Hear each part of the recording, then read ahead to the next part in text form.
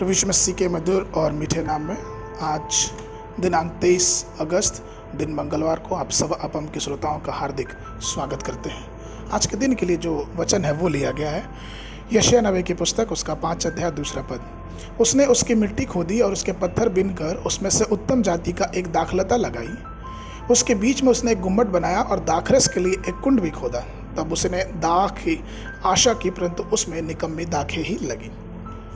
क्या आपको मालूम है कि हमारे पास एक गुम्मट है और वह कोई और नहीं बल्कि हमारे प्रभु यीशु है, जिन्हें कलवरी पर्वत पे क्रूस पर चढ़ाया गया, क्योंकि वह गुलगता के ऊपर उठाया गया था। उन्होंने हमको छुड़ाया और हम सभी को अपनी ओर खींच लिया है। ऊपर के पद में हम इसके बीच में एक गुम्मट के बारे में पढ़ते हैं, जहाँ प्रभु यीशु को 2 चोरों के साथ क्रूस पर चढ़ाया गया। इस प्रकार के 2 चोर और 2 क्रूस के बीच में जीवनदायिनी एक गुम्मट बन गया। वह गुम्मट भी पुराने और नए नियम के बीच का स्तंभ है, जो इतिहास को BC और AD में डिवाइड करता है, या फिर यूं कहें कि बांटता है। वह गुम्मट जो परमेश्वर ने आत्मिक संतानों और शरीर के इस्राएली की से भी अलग करती है। वह यह गुम्मट है जो पवित्र परमेश्वर और पापी मनुष्यों और स्वर्ग और पृथ्वी के बीच एक रास्ता बन के खड़ा है। एक गुम्मट जो इस दुनिया के लोगों के लिए एक सीढ़ी के रूप में कार्य करता है, जहां से पवित्र परमेश्वर अन्य जातियों के बीच में डेरा कर सकते हैं। जिसने हमारे खातिर एक बधुआ सेवक का रूप धारण किया। यद्यपि वह धनी था, लेकिन हमारे लिए वह कंगाल हुआ। वह कंगाल के रूप में होके भी हम सबको उसने छुड़ाया। इस प्रकार वह अपनी महिमा और अनुग्रह के धन को प्रकट करने के लिए हमारे लिए एक रास्ता बनाया, वह रास्ता जो हमें स्वर्ग की तरफ ले जाता है। यूहन्ना की पुस्तक उसके 3, 14 और 15 पद में कहता है, और जिस रीति से मूसा ने जंगल में सांप को ऊपर पर चढ़ाया, उसी रीति से अवश्य है कि मनुष्य का पुत्र भी उसे ऊंचे चढ़ाया जाए, ताकि जो कोई विश्वास करे उसमें अनंत जीवन पाए।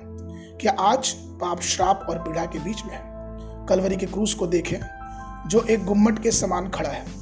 वहां से क्षमा का लहू नदी के रूप में हमारे पापों और श्रापों को धोने के लिए बहता रहता है। ये ईश्वर की असीम कृपा है कि वो मुक्ति का रास्ता हमारे और आपके लिए खोलता है। लेकिन क्या हम उस रास्ते को, क्या हम उस गुम्मट को पहचान पा रहे हैं? उस पवित्र आत्मा की सहायता से, जो हमें रक्षा करता है, जो हमारे लिए पहरा करता है, जो न कभी सोता है न कभी उठता है, जो हमारे दाग की देखभाल करता है। क्या हम अपने जीवन की खुद की देखभाल करते हैं? क्या हम ये कहते हैं कि हाँ, परमेश्वर हमारे लिए हिमायत करता है और हम प्रभु को इसके लिए धन्यवाद देते हैं? प्रभु में प्रिय लोगों, आइए परमेश्वर का धन्यवाद करें, उसकी स्तुति करें, उसकी महिमा करें, क्योंकि जिस प्रकार से उसने यीशु को हमारे पवित्र आत्मा के लिए अगुवाई करने के लिए भेजा और हमारे लिए एक स्वर्ग और पृथ्वी पे एक रास्ता तैयार किया, उस गुम्मट के लिए हमेशा ही परमेश्वर को धन्यवाद दें और अपने जीवन को पवित्र आत्मा की अगुवाई में आगे बढ़ते ले जाएं। आज के मनन के लिए जो पद है वो लिया गया भजन संहिता उसका 121, उसका 4 और 5 पद। सुन इस्राएल का रक्षक ना उगेगा ना सोएगा, यहोवा तेरा रक्षक है, यहोवा तेरी दाहिनी ओर तेरी आड़ है। सुबह के समय बाइबल अध्ययन के लिए भजन उसका 113, 14 और 15। संध्या के समय 1 कुरिन्थियों की पुस्तक उसका 6वां अध्याय। परमेश्वर आप सबको आशीष देवे।